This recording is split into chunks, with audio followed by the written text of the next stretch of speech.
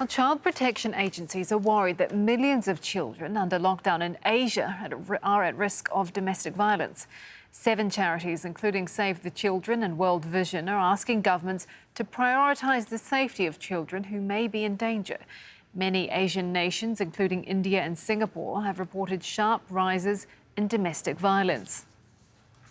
Well, Anindit Roy Chowdhury is Director of Programs and Policy at Save the Children India. He joins us now from New Delhi. Thank you for your time. So, first off, what are you seeing there in India in terms of child welfare? I think this is an unprecedented time, and to be very honest, none of us have seen anything like this before. We have now noticed that in the last, if you compare the pre-lockdown period and the current scenario, there is a rise of 50% in terms of domestic violence against children through our child line, which is a government mechanism where children can record their complaints over a telephone call, the telephone number being 1098.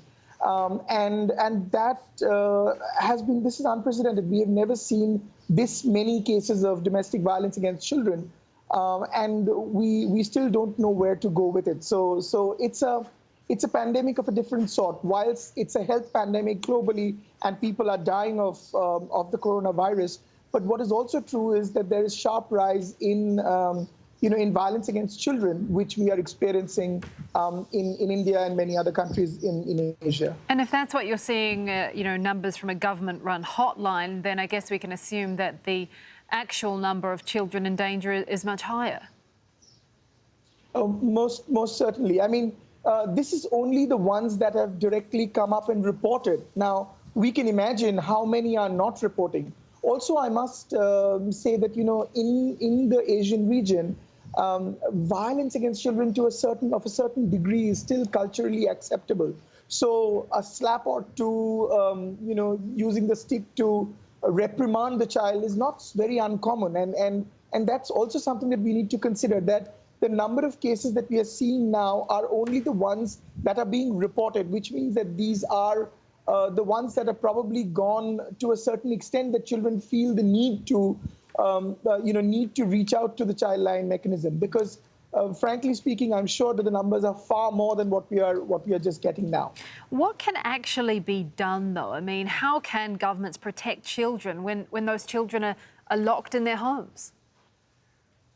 I think it's a very difficult situation in very many ways. I mean, we know for the fact that the lockdown is till the 3rd of May, and then it could extend till probably the 25th and so on. And even if it opens up, there will be red zones, etc.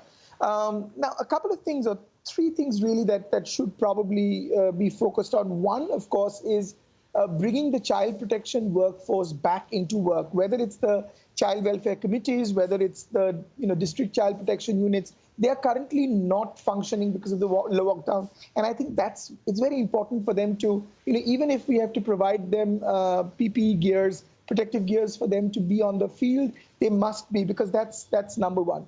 Number 2 is law enforcement agencies have currently focused primarily on maintaining the lockdown. I think the law enforcement agencies also need to prioritize the needs of children, especially with regard to child protection issues, because protection is a huge concern.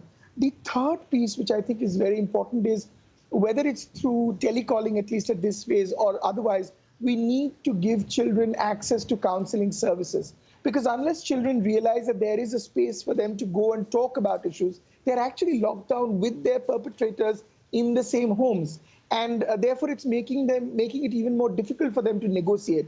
And the fact that, livelihoods have taken a huge hit, it's also a trigger for families to kind of lose their cool and take it out on children. And that's something that we need to focus on. So I think counseling services, or psychosocial first aid services, as we call it, is something that we must focus on at this point in time.